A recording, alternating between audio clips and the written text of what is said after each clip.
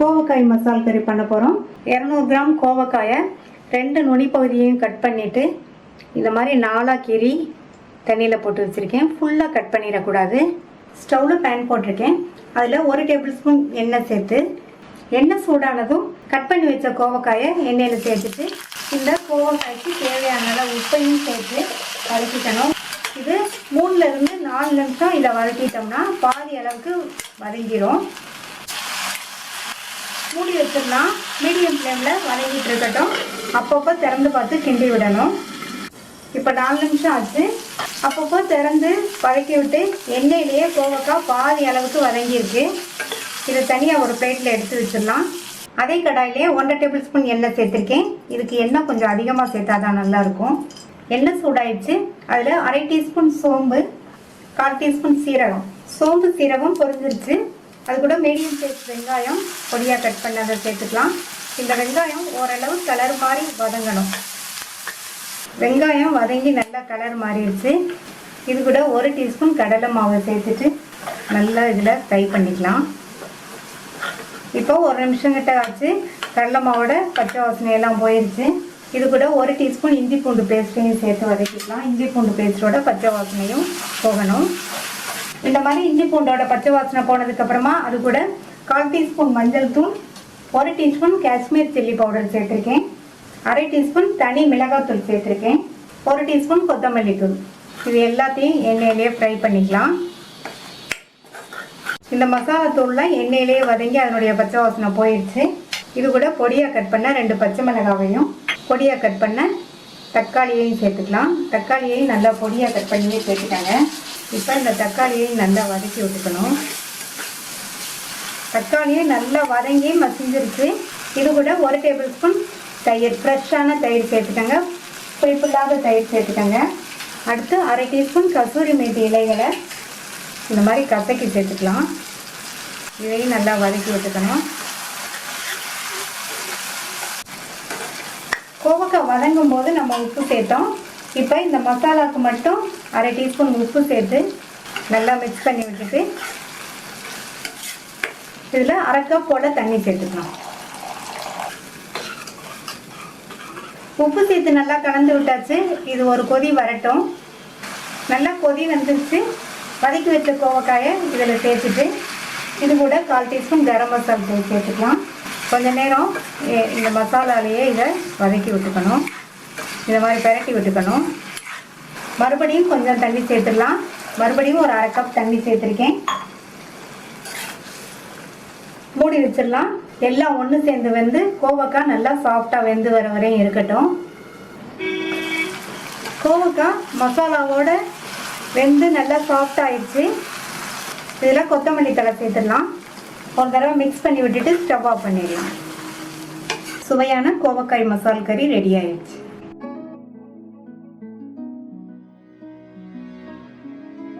வாழைக்காய் கிரேவி பண்ண போறோம். 2 மீடியம் சைஸ் வாழைக்காய் எடுத்திருக்கேன். ரவுண்ட் பீசஸா கட் பண்ணி தண்ணியில சேர்த்துக்கலாம். இந்த பேன்ல 2 டீஸ்பூன் எண்ணெய் சேர்த்து சூடாயிடுச்சு.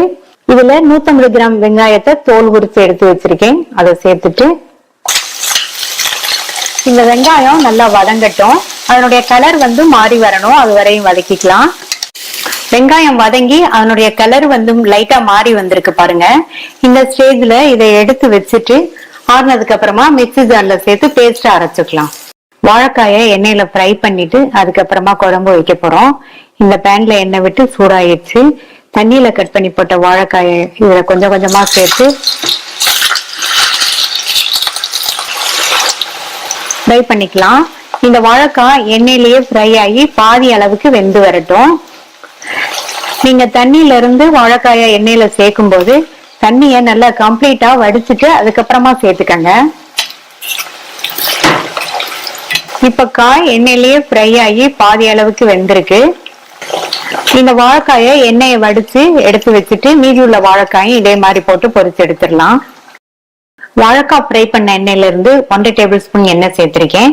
எண்ணெய் சூடாயிடுச்சு. அதுல 1 டீஸ்பூன் சோம்பு பொரிஞ்சதும் 1/2 டீஸ்பூன் பெருங்காய பவுடரும் 1/4 டேபிள் ஸ்பூன் இஞ்சி பூண்டு விழுதும் சேர்த்துருங்க. சேர்த்துட்டு இதை எண்ணெயிலேயே வதக்கி விட்டுக்கலாம். அடுத்து இதுல வெங்காய விழுத சேர்க்கிறேன். இதையும் லைட்டா வதக்கி விட்டுக்கோங்க. வெங்காய விழுது சேர்த்து லைட்டா வதக்கினா போதும். ஆல்ரெடி நம்ம வதக்கிட்டோம் வெங்காயத்தை ஃபர்ஸ்ட். அடுத்து இதுல 2 டீஸ்பூன் தனி மிளகாத்தூள், 1/2 டீஸ்பூன் மஞ்சள் தூள், 4 டீஸ்பூன் கொத்தமல்லி தூள் சேர்க்கிறேன். கூடவே கொஞ்சம் கருவேப்பிலை இலைகளையும் சேர்த்துக்கலாம். கருவேப்பிலைய நீங்க சோம்பு பொரிய வைக்கும் போது சேர்த்துக்கங்க. நான் அப்ப மறந்துட்டேன், அதனால இப்ப சேர்த்திருக்கேன்.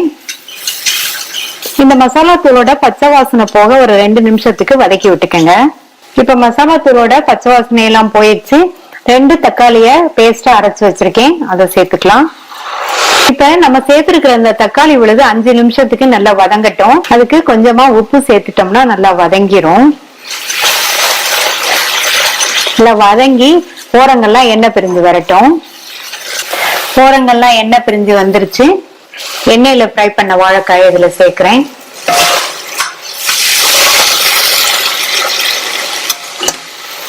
நல்லா கலந்து விட்டுட்டு இந்த கிரேவிக்கு தேவையான அளவு தண்ணி சேர்த்துக்கலாம். நம்ம ஃப்ரை பண்ணும்போது பாதி அளவுக்கு வெந்திருந்தது. இப்ப கிரேவியோட சேர்ந்து நல்லா ஃபுல்லாவே வாழைக்காய் வெந்து வந்துடும். ஏற்கனவே 1 கப் அளவுக்கு தண்ணி சேர்த்தேன், இன்னொரு 1/4 கப் மட்டும் சேர்க்கிறேன். தண்ணி உங்களுடைய கன்சிஸ்டன்சிக்கு தகுந்தபடி சேர்த்துக்கங்க. நம்ம தக்காளி விழுது சேர்க்கும் போது உப்பு சேர்த்தோம். இப்ப இந்த கிரேவிக்கு தேவையான அளவு உப்பு சேர்க்கிறேன். நல்லா மிக்ஸ் பண்ணி விட்டுட்டு மூடி வச்சிருங்க. மசாலாவோட சேர்ந்து காய் நல்லா வெந்து வரட்டும். வாழைக்காய்லாம் நல்லா சாஃப்டா வெந்துருச்சு. குழம்புமே நல்லா திக்காய் வந்திருக்கு பாருங்க. இந்த கன்சிஸ்டன்சில இருந்தா சாதத்துல விட்டு சாப்பிடுறதுக்கு ரொம்ப நல்லா இருக்கும். ஃபைனலா இதுல 1/2 டீஸ்பூன் கரம் மசாலா தூளும் கொத்தமல்லி இலையும் சேர்த்துட்டு நல்லா கலந்து விட்டுருங்க. இந்த கரம் மசாலா தூளும் கொத்தமல்லி இலையும் சேர்த்ததுக்கு அப்புறமா 1 to 2 நிமிஷத்துக்கு கொதிச்சிட்டு இருக்கட்டும். இப்ப நம்ம சேர்த்த கரம் மசாலா தூளோட பச்சை வாசனை எல்லாம் போயிடுச்சு. நல்லா கம கமன் வாசனையா இருக்கு குழம்பு. ஸ்டவ் ஆஃப் பண்ணிடலாம்.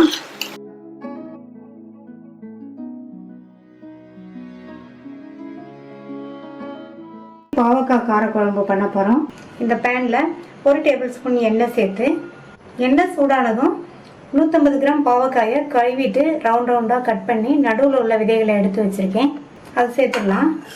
இந்த பாவக்காயை எண்ணெயிலேயே நல்லா வதக்கிக்கணும். இந்த பாவக்காயை மிதமான தீயில வச்சு 4-5 நிமிஷம் போல வதக்கிக்கணும். பாவக்காய் ஓரளவு வதங்கியிருக்கு. இந்த மாதிரி எண்ணெயிலேயே நம்ம வதக்கிட்டு அதுக்கப்புறமா குழம்பு பண்ணோம்னா பாவக்காயில உள்ள கசப்பு தன்மை ஓரளவு குறையும். இப்போ இதை தனியா ஒரு பிளேட்ல எடுத்து வச்சிடலாம். அதே கடாயிலே 1/2 டேபிள் ஸ்பூன் எண்ணெய் சேர்த்து, எண்ணெய் சூடாயிடுச்சு. அதுல 1/4 டீஸ்பூன் கடுகு, கொஞ்சமா 7-8 வெந்தயம். பாவக்கால கசப்பு தன்மை இருக்கிறதுனால இந்த கடுகு வெந்தயம்லாம் இந்த குழம்புக்கு கொஞ்சமா சேர்த்து தாளித்தா போதும். கடுகு வெந்தயம் நல்லா பொரிஞ்சிருச்சு. 1/4 டீஸ்பூன் சீரகம், 1/4 கப் அளவுக்கு பொடியா கட் பண்ண சின்ன வெங்காயம், 4 இடிச்ச பூண்டு, ஒரு கீரின பச்சை மிளகாய், கறிவேப்பிலை கொஞ்சம். இப்போ 1 நிமிஷம் போல வதக்கி விட்டுக்கணும். சேர்த்த வெங்காயம், பூண்டு, பச்சை மிளகாய் இதெல்லாம் நல்லா வதங்கட்டும். இப்போ வதக்கியாச்சு. ஒரு பெரிய தக்காளியை மிக்சியில் 1-2 அரைச்சி வச்சிருக்கேன், அதை சேர்த்துக்கலாம். தக்காளியை 1 நிமிஷம் போல வதக்கி விட்டாச்சு. இது கூட 1/4 டீஸ்பூன் மஞ்சள் தூள், 2 டீஸ்பூன் தனி மிளகாய் தூள், 2 டீஸ்பூன் கொத்தமல்லி தூள் சேர்த்துருக்கேன். இதுக்கு தேவையான அளவு உப்பு, கொஞ்சமாக தண்ணி தெளித்து வதக்கி விட்டுக்கலாம். இதனுடைய பச்சை வாசனை போய் எண்ணெய் பிரிஞ்சு வரட்டும். பாவக்கால கசப்பு தன்மை இருக்கிறதுனால இதுக்கு மிளகாத்தூள், உப்பு, புளிப்பு எல்லாமே கொஞ்சம் அதிகமாக சேர்த்தாதான் டேஸ்ட் ரொம்ப நல்லா இருக்கும். மசாலாவோட பச்சை வாசனையெல்லாம் போய் ஓரங்கள்லாம் நல்லா எண்ணெய் பிரிஞ்சு வந்துடுச்சு. வதக்கி வச்ச பாவக்காவை இதில் சேர்த்துட்டு நல்லா ஒரு பெரட்டு பெரட்டி விட்டுக்கணும்.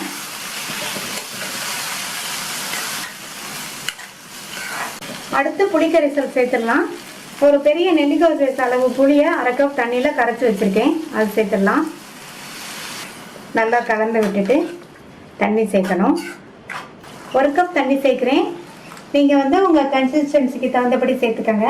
குழம்பு திக்காக வேணும்னா இந்த அளவு சேர்த்தா போதும். இன்னும் கொஞ்சம் நீர்க்க வேணும்னா இன்னும் 1/2 கப் தண்ணி சேர்த்துக்கங்க. நல்லா கலந்து விட்டலாம். நம்ம வதக்கும் போதே பாவக்காய் ஓரளவு வதங்கிடுச்சு, அதனால வேகமாக வெந்துடும். குழம்பு நல்லா கொதிக்குது. மூடி போட்டுட்டு ஸ்டவ்வை மீடியம் ஃப்ளேமில் வச்சுருங்க. ஒரு 5 நிமிஷம் குழம்பு நல்லா கொதிச்சு பாவக்காவும் நல்லா வெந்து வரட்டும். 5 நிமிஷமாக மூடி வச்சு குழம்பு நல்லா கொதிச்சு வற்றி பாவக்காயும் நல்லா வெந்துருச்சு. நம்மளுடைய சுவையான பாவக்காய் காரக்குழம்பு ரெடி ஆயிடுச்சு.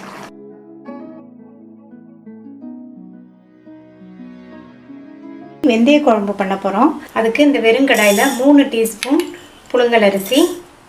இந்த அரிசியை வந்து வறுத்துக்கணும். பாதி அளவு வறுபடணும். அதுக்கப்புறம் வெந்தயம் சேர்த்துக்கலாம். பாதி அளவுக்கு அரிசி வறுபட்டுருக்கு.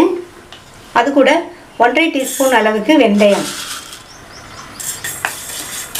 அரிசியை சேர்க்கும் போதே நம்ம வெந்தயத்தை சேர்த்துட்டோம்னா வெந்தயம் வந்து கருகி போயிடும். அதனால் இந்த மாதிரி பாதி வறுபட்டதுக்கப்புறம் வெந்தயத்தை சேர்த்துக்கலாம். இந்த மாதிரி கைவிடாமல் வறுத்துட்டே இருங்க. அப்போ தான் நல்லா ஒன்று போல் வறுபடும். வெந்தயத்தை கருகிராமல் நல்லா பொரியிற மாதிரி வறுத்துக்கணும். அது ரொம்ப முக்கியம். வெந்தயம் கருகிடுச்சுன்னா குழம்போட டேஸ்ட் வந்து நல்லா இருக்காது. வெந்தயமும் கரெக்டாக வறுபட்டுருச்சு. அரிசியும் நல்லா பொரிஞ்சிருச்சு. ஸ்டவ் ஆஃப் பண்ணிவிட்டு அது கூட 3/4 டீஸ்பூன் அளவுக்கு பெருங்காய பவுடர் சேர்த்துக்கலாம். இதை தனியாக எடுத்து வச்சு ஆறுனதுக்கப்புறம் மிக்சியில் சேர்த்து நல்ல பவுடராக அரைச்சிக்கலாம். இந்த கடாயில் 3 டேபிள் ஸ்பூன் நல்லெண்ணெய் சேர்த்துக்கிறேன். இந்த குழம்புக்கு எண்ணெய் கொஞ்சம் அதிகமாகவும் சேர்க்கணும். எண்ணெய் சூடாயிடுச்சு. அதில் 1/2 டீஸ்பூன் கடுகு, 1/2 டீஸ்பூன் உளுந்து நல்லா பொரிஞ்சதுக்கப்புறமா 1/4 டீஸ்பூன் சீரகம், கருவேப்பிலை சேர்த்துடலாம். 100 கிராம் சின்ன வெங்காயத்தை நல்லா தூள் உரிச்சிட்டு இந்த மாதிரி 2 கட் பண்ணி வச்சுருக்கேன். அதை இதில் சேர்த்துடலாம். இந்த வெங்காயம் வந்து நல்லா வதங்கணும். வெங்காயத்தை இந்த அளவுக்கு ஓரளவு கலர் மாறுற அளவுக்கு வதக்கிக்கணும். இது கூட ஒரு மீடியம் சைஸ் தக்காளியை பியூரியாக அரைச்சி வச்சுருக்கேன். அதை சேர்த்துடலாம். இந்த மாதிரி அரைச்சி சேர்த்துட்டோம்னா குழம்போட கன்சிஸ்டன்சி நமக்கு கிடைக்கும். தக்காளி சேர்த்து லைட்டாக வதக்கி விட்டுட்டு இது கூட மஞ்சள் தூள் சேர்த்துடலாம். 1/4 டீஸ்பூன் மஞ்சள் தூள், 1.5 டீஸ்பூன் தனி மிளகாத்தூள், 4 டீஸ்பூன் கொத்தமல்லி தூள்.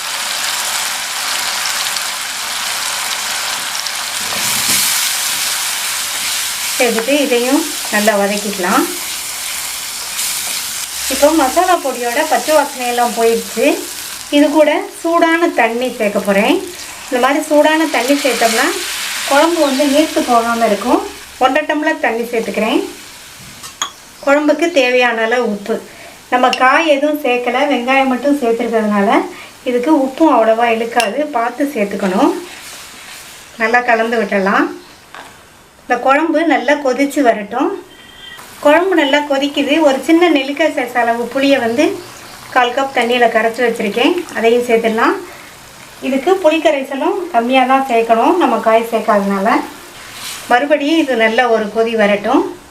புளிக்கரைசல் சேர்த்ததுக்கப்புறமா குழம்பு நல்லா கொதிச்சிட்ருக்கு. இப்போ மூடி போட்டு ஸ்டவ்வை சிம்மில் வச்சிடலாம். குழம்பு ஓரளவு வற்றி நல்லா எண்ணெய் பிரிஞ்சு வரும். சிம்லேயே வச்சு குழம்பு ஓரளவு வற்றி வந்திருக்கு. இந்த ஸ்டேஜில் நம்ம வறுத்து பவுடர் பண்ண பொடியை சேர்த்துக்கலாம். பொடி வந்து 2 டீஸ்பூன் அளவுக்கு சேர்க்குறேன். இந்த பொடி தான் இந்த குழம்புக்கு வந்து நல்ல டேஸ்ட்டு கொடுக்கும். நீங்கள் ஒரு தடவை கண்டிப்பாக ட்ரை பண்ணி பாருங்கள். பொடி சேர்த்துட்டு நல்லா கலந்து விட்டுறலாம். பொடி சேர்த்ததுக்கப்புறமா குழம்பு இன்னும் கொஞ்சம் திக்னஸ் கொடுக்கும். இன்னும் ஒரு 2 நிமிஷம் இருக்கட்டும். நம்ம வறுத்து அரைக்கிற பொடியை வந்து குழம்பு இறக்க போகிறதுக்கு கொஞ்சம் நேரத்துக்கு முன்னாடி தான் சேர்க்கணும். அப்போ தான் நல்லாயிருக்கும். பொடி சேர்த்ததுக்கப்புறமா குழம்பு 2 நிமிஷம் கொதிச்சிருச்சு. குழம்பு ரெடி ஆயிடுச்சு. கடைசியாக பொடியாக கட் பண்ண கருவேப்பிலை இலைகளை சேர்த்துட்டு நல்லா மிக்ஸ் பண்ணிவிட்டு ஸ்டவ் ஆஃப் பண்ணிடலாம். சுவையான வெந்தய குழம்பு ஜம்முன்னு ரெடி ஆயிடுச்சு. கருவேப்பிலை பூண்டு குழம்பு பண்ண போறோம். இந்த பேன்ல 2 டீஸ்பூன் எண்ணெய். எண்ணெய் லைட்டா சூடானதும் இதுல 2 கைப்பிடி அளவு கருவேப்பிலை நல்லா வாஷ் பண்ணி நிழல்லையே காய வச்சது அதை சேர்க்கிறேன். மிதமான தீயில வச்சு இந்த கருவேப்பிலை நல்லா மொறு மொறுன்னு வறுபடுற வரையும் வறுத்துக்கலாம். ஒரு அகலமான கடாயை வச்சு இந்த மாதிரி வறுத்துட்டோம்னா நல்லா வறுபட்டுரும். 5-6 நிமிஷமா மிதமான தீயில வச்சு கருவேப்பிலை நல்லா மொறு மொறுன்னு வறுபட்டுச்சு. இது ஆறுனா இன்னுமே நல்லா மொறு மொறுன்னு இருக்கும். இத உடனே வேற பிளேட்டுக்கு மாத்தி ஆறுனதுக்கு அப்புறமா மிக்ஸி ஜார்ல சேர்த்துக்கலாம். ஒரு ட்ரையான மிக்ஸி ஜார்ல சேர்த்துக்கங்க.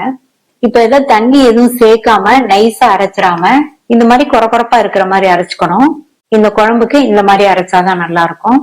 இந்த பேன்ல 2 டேபிள் ஸ்பூன் நல்லெண்ணெய், எண்ணெய் சூடானதும் 1 டீஸ்பூன் கடுகு, கடுகு பொரிஞ்சதும் 1 டீஸ்பூன் உளுந்து, 1/2 டீஸ்பூன் சீரகம், 1/4 டீஸ்பூன் வெந்தயம், 5-6 மிளகு சேர்த்துக்கங்க. அடுத்து இதுல 20 இருந்து 25 பூண்டு பற்கள்.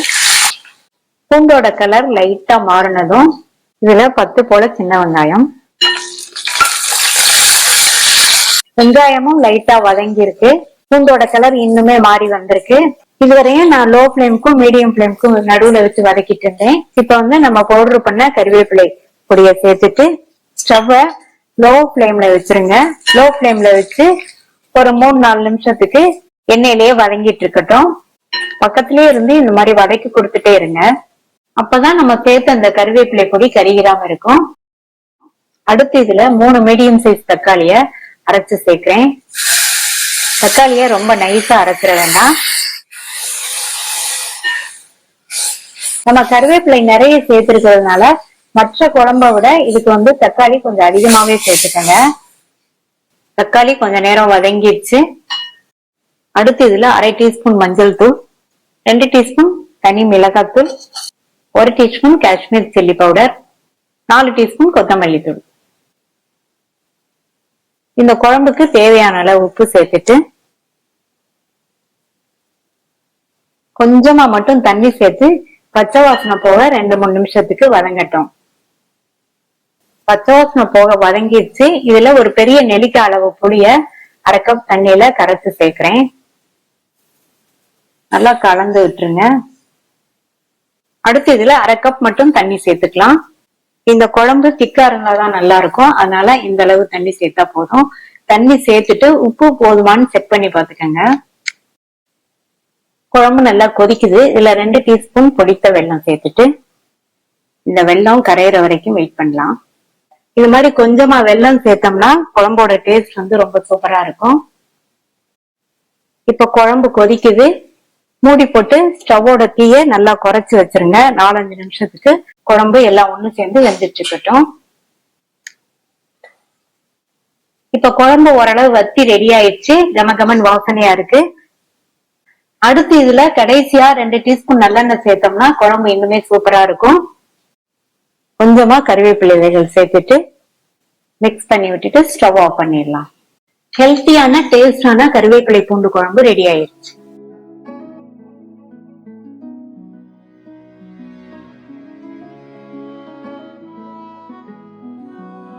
பேபி பொட்டேட்டோவை வச்சு காரக்குழம்பு பண்ண போகிறோம். வாஷ் பண்ண 200 கிராம் பேபி பொட்டேட்டோவை இந்த குக்கரில் சேர்த்துட்டு முங்குற அளவுக்கு தண்ணி மூடி போட்டு ஸ்டீம் வந்ததுக்கு அப்புறமா வெயிட் போட்டு மீடியம் ஃப்ளேமில் 1 விசில் மட்டும் வேக வச்சுக்கலாம். 1 விசில் ஸ்டீம் எல்லாம் போயிடுச்சு. உருளைக்கிழங்கு பாதி அளவுக்கு வெந்திருக்கு. இந்த அளவுக்கு வேக வச்சா போதும். இப்போ இதில் உள்ள தண்ணியை வடிச்சிட்டு உருளைக்கிழங்கு தனியாக எடுத்து வச்சு ஆறுனதுக்கு அப்புறமா தோல் உரிச்சுக்கலாம். இந்த பேனில் 2 டேபிள் ஸ்பூன் நல்லெண்ணெய் சேர்த்துருக்கேன். எண்ணெய் சூடாயிடுச்சு. அதில் 1/2 டீஸ்பூன் கடுகு பொரிஞ்சதும் 1/4 டீஸ்பூனில் பாதி வெந்தயம் சேர்த்துக்கோங்க. இந்த வெந்தயமே நல்லா பொரிஞ்சு வரணும், கருகிடக்கூடாது.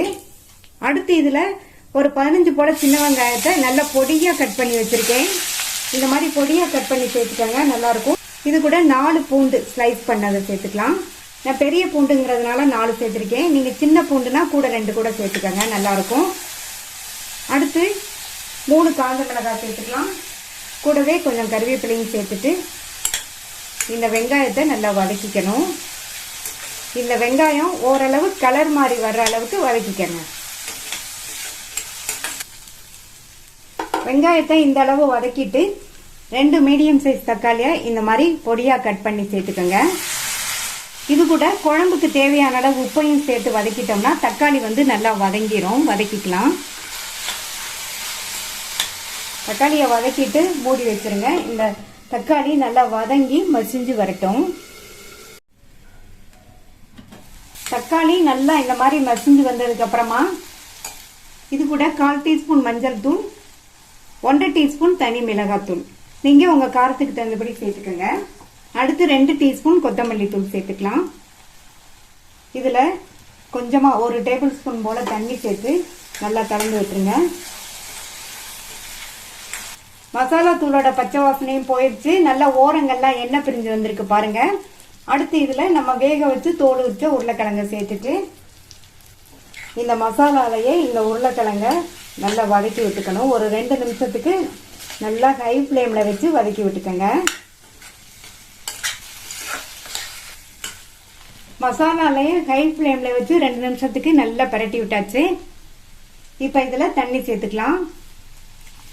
தண்ணி வந்து உங்கள் கன்சிஸ்டன்சிக்கு தகுந்தபடி நீங்கள் சேர்த்துக்கங்க. நான் வந்து 1/2 கப் அளவுக்கு தண்ணி சேர்த்துருக்கேன். தண்ணி சேர்த்துட்டு நல்லா ஒரு தடவை கலந்து விட்டுட்டு உப்பு செக் பண்ணி சேர்த்துக்கங்க. நம்ம வந்து தக்காளி வதங்கும் போது உப்பு சேர்த்தோம். அந்த உப்பே கரெக்டாக இருக்கும். நீங்கள் தேவைப்பட்டால் செக் பண்ணிவிட்டு சேர்த்துக்கங்க.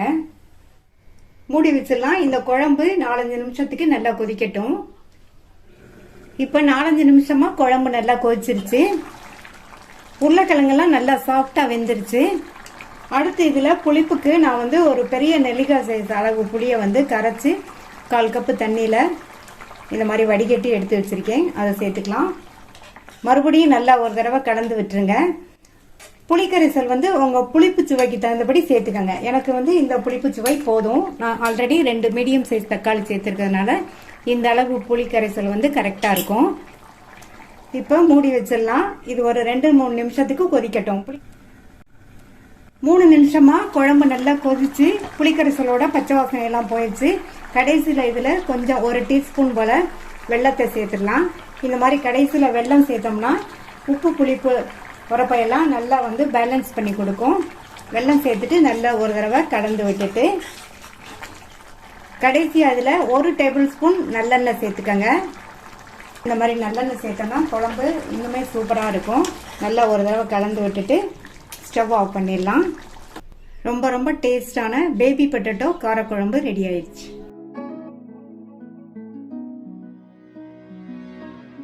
முட்டை கிரேவி பண்ண போகிறோம். 4 முட்டையை பாயில் பண்ணி தோல் உரித்து எடுத்து வச்சுருக்கேன். ஒவ்வொரு முட்டையிலையும் கத்தியை வச்சு அங்கங்கே இந்த மாதிரி கீறல் போட்டுக்கங்க. ரொம்ப அழுத்தி போட்டுறாதீங்க.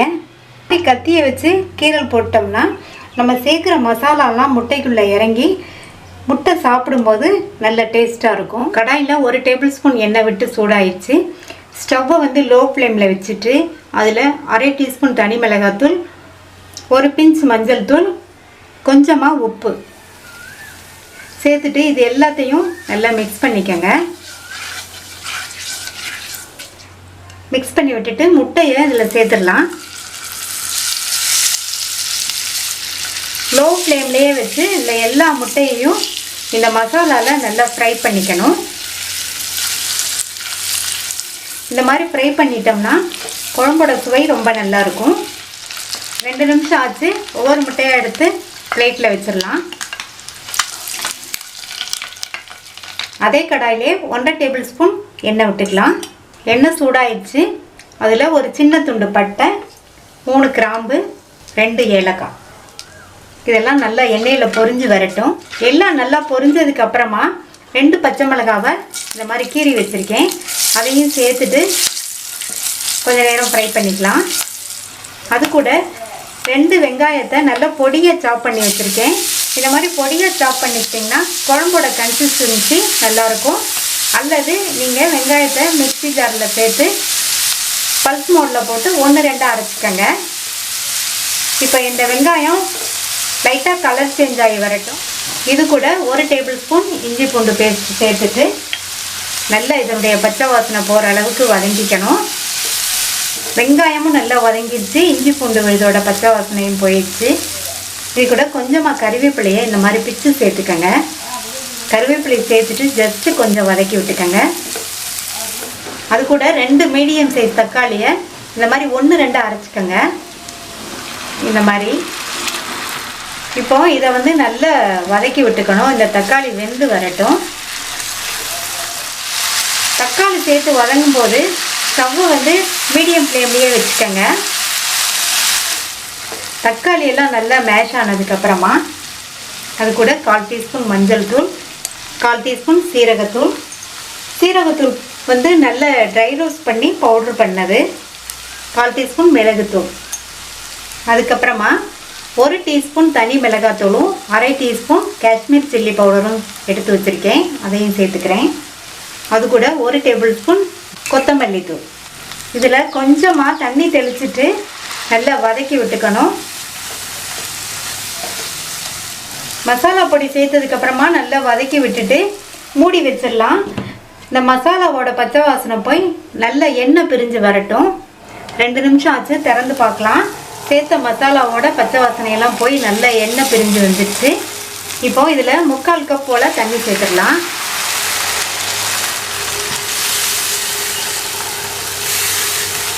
தண்ணி சேர்த்துட்டு இதுக்கு தேவையான அளவு உப்பு சேர்த்துக்கலாம். நம்ம முட்டையை வதக்கும் போது கொஞ்சம் உப்பு சேர்த்தோம், அதனால் இதில் பார்த்து கனெக்ட் பண்ணி சேர்த்துக்கணும். தண்ணி சேர்த்து நல்லா கொதிச்சதுக்கு அப்புறமா முட்டையை சேர்த்துடலாம். இது அப்படியே ஒரு 3லேருந்து 4 நிமிஷம் மீடியம் ஃப்ளேமில் இந்த மசாலாவோடு சேர்ந்து இந்த முட்டையும் வெந்துட்டுருக்கட்டும். இந்த முட்டை கிரேவி பார்த்திங்கன்னா டேஸ்ட்டு ரொம்ப சூப்பராக இருக்கும். இப்போ வாசனையே நல்ல கமகமன்னு இருக்குது.